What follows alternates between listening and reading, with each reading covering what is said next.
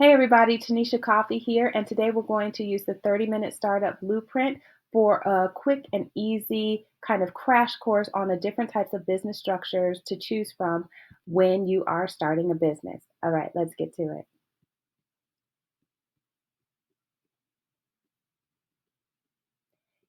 So when you're choosing a business structure, there are six main business structures that people generally consider. The first one is a sole proprietorship, and a sole proprietorship, as the name kind of suggests, has to do with one person. So if you're not a one person business, this is not going to be an option for you. The second type is called a partnership. Partnerships do require two or more people. Then you have a limited liability corporation. You have an S corporation, as well as a C corporation, which is what a traditional corporation is. And then you also have the joint venture option.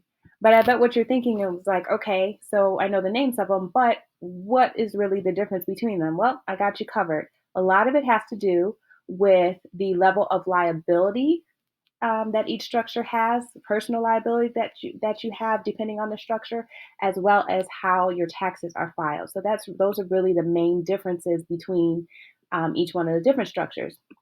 And so I've actually created this cheat sheet to kind of give you a crash course, a quick overview of what the differences are. All right, so for the sole proprietorship, that's typically one person who owns it, and that person has unlimited personal liability.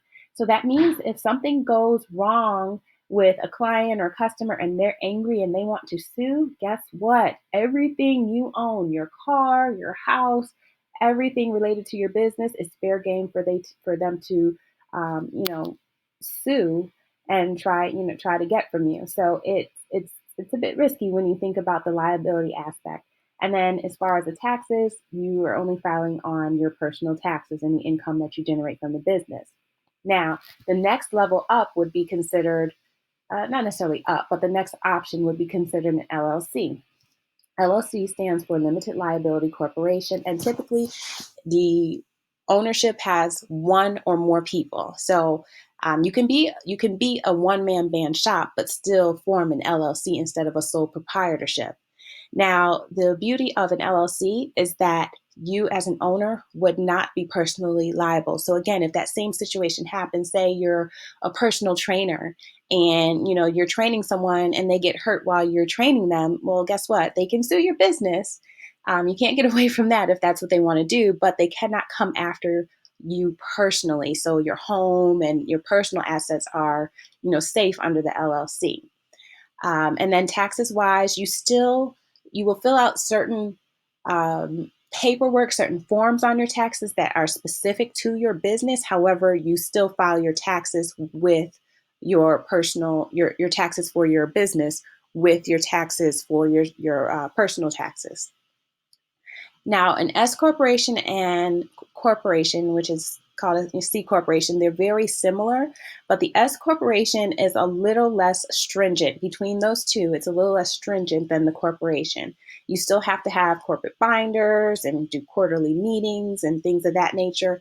So anytime you're forming a corporation, whether it's the S corporation or a C corporation, the level of requirements that you have to meet in order to stay in compliance is greater. So it's definitely more responsibility. However, you do still have those protections. Okay, so you're not personally liable.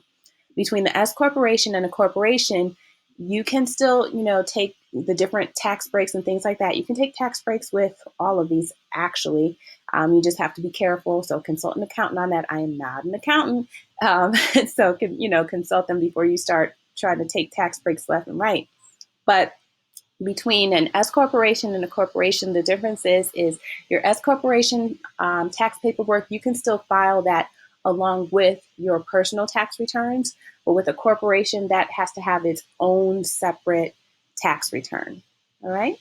And then the last common area that people will sometimes choose as they're forming a business is a partnership. Now, typically, you're going to have two or more people because you can't have a partner if you don't have at least one other person involved with that. So Partnerships are okay to do if that's what you want to do, but you definitely want to be careful, who you partner with. This is business, and it's one thing to be friends with someone, but it's another thing when you're doing business.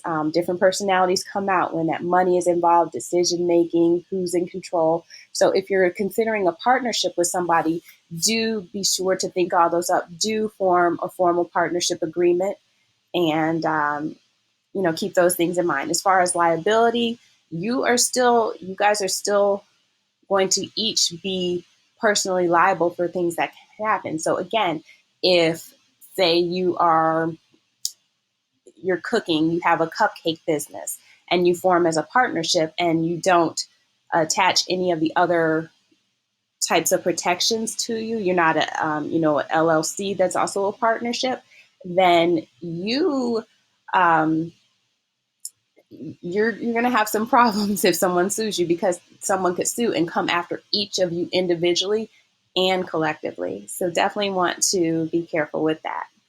All right. So the question is, out of these business structures, which one would you pick for your business? Let me know what you're thinking. Leave a note in the comments below. Hopefully, this crash course was helpful for you.